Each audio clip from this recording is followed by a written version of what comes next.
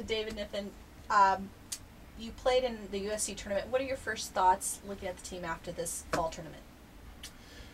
I think we have a lot of promise. We lost some big players this last year, and I think there's always a little bit of self-discovery on a team and trying to figure out what their specific culture is going to be year to year. I think we have a very strong foundation in terms of the character of the players, the roles they have on the team, and the way they want to compete, win, and conduct themselves in the classroom and off the court. I do think it's tricky. You come back in, you lose a guy like Carson Clark, who could get you out of situations with that high ball swing of his. He was an offensive threat, and when you start to look at championships that are won, most of the time it's won in the offensive numbers game. I don't know that we have that piece just yet, and that was something that was reconfirmed in the USC tournament, as well as we did. I think everybody was mixing lineups around and trying to get a feel, but a successful tournament for us, certainly from the win-loss column, I think we highlighted some things that we are doing well. I don't know that at that tournament there was a better out-of-system blocking team. I think as soon as we get that ball off the net a little bit, we look pretty good. And that's with a new middle on the court, too. And we've got Scott Kevorkian coming back. I thought he did well. Colin Merring is working his way into the mix, which is great for us. He's got some size and certainly a bright guy. He's got some Kevin Wynn-esque qualities, which is great for us. We always like to have intelligent middles in the game, the way we play. Ian Castellana demonstrated through Argentina that he can play with some of the big boys and he can get up fast and be offensive for us. Jason Agopian was really a bright spot in the Argentina trip as well as the USC tournament. And then we've got a freshman, Andrew Benz, who's yet to step on the court, but he's been showing some strides in practice.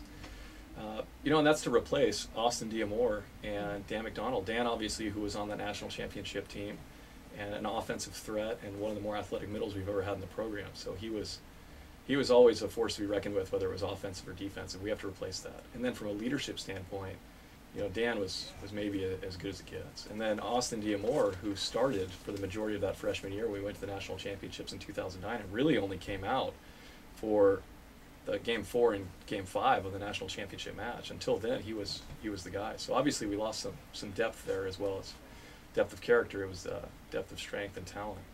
And then you go past that and you start looking at our other pins. So Carson aside, which is huge, you look at Kevin Carroll, who would have started for any other team in the MPSF last year and was just a great all-around volleyball player. When you look at what we gleaned from him, our starters were able to take things out of his bag of the tricks because he had watched so much international volleyball. And although passing was a struggle for him at times and maybe a little bit of consistency, I don't know that we had a better offensive outside in terms of having all the shots. So to lose that in the practice environment and that as an option, someone that can come in against Stanford in the MPSF tournament and pull that off, that's big. And then Will Montgomery,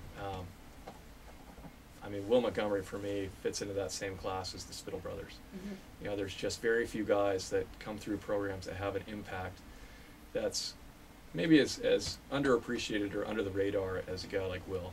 And I would say the same thing about Paul, Nick, and Anthony Spittle. So we lose that piece. And then Alex Reese coming in, who, I never really got to know Alex Reese that well except from stories this last year, but certainly had his mark as well as a senior and a one-year transfer that came in. So we replaced those pieces, and we've got some good ones coming in. Like I said, the middle positions have stepped up. We do bring Tilly back at the outside. We've got Connor Hughes coming back at the outside. He's demonstrated that he can also move around a little bit. If we want to move him to the right, he's able to do that. Zach Lacavera, that saw some time last year, can get into the mix for us.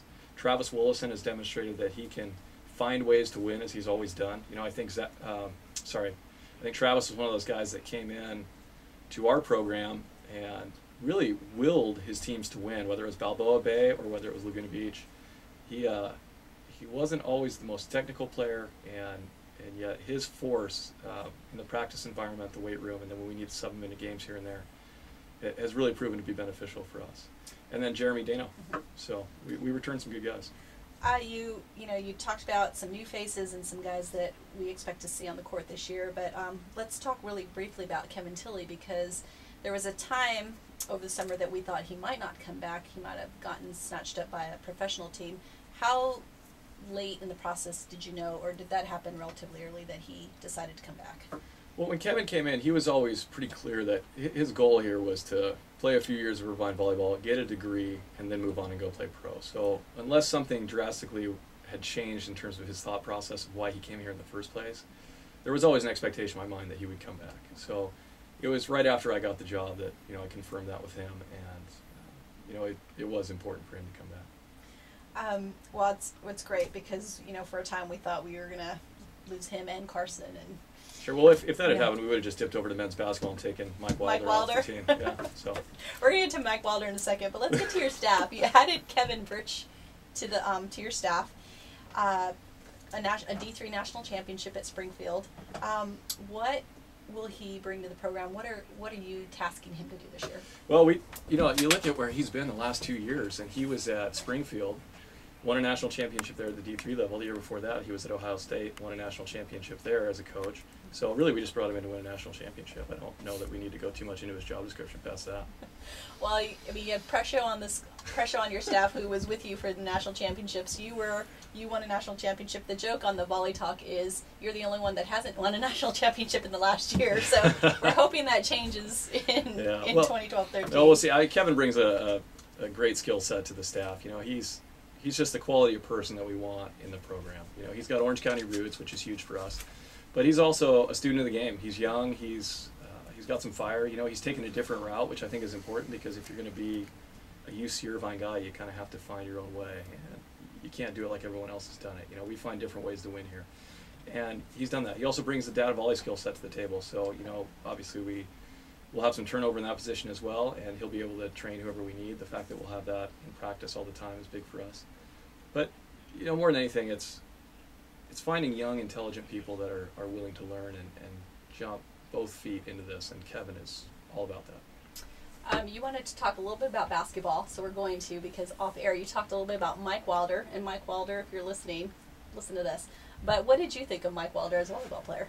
Well, Mike has a swagger that I think only basketball players have, and I just think there's times we'd like to have that on the volleyball court too. I think Chris Austin brings a little bit of that. We need to be careful with Chris that he doesn't get too loose because it does bleed over to his setting a little bit.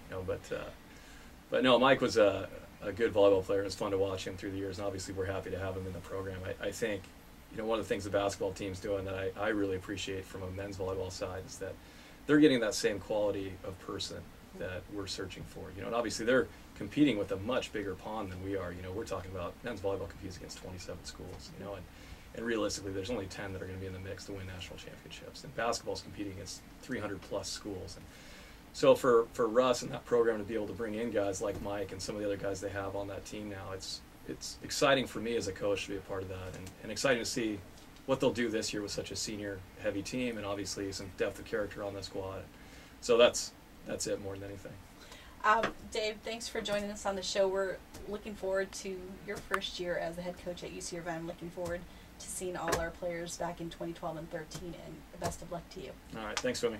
That was David Kniffin. We'll be right back with Barry Faulkner from the Daily Planet Fire Roundtable on KUCI 88.9 FM.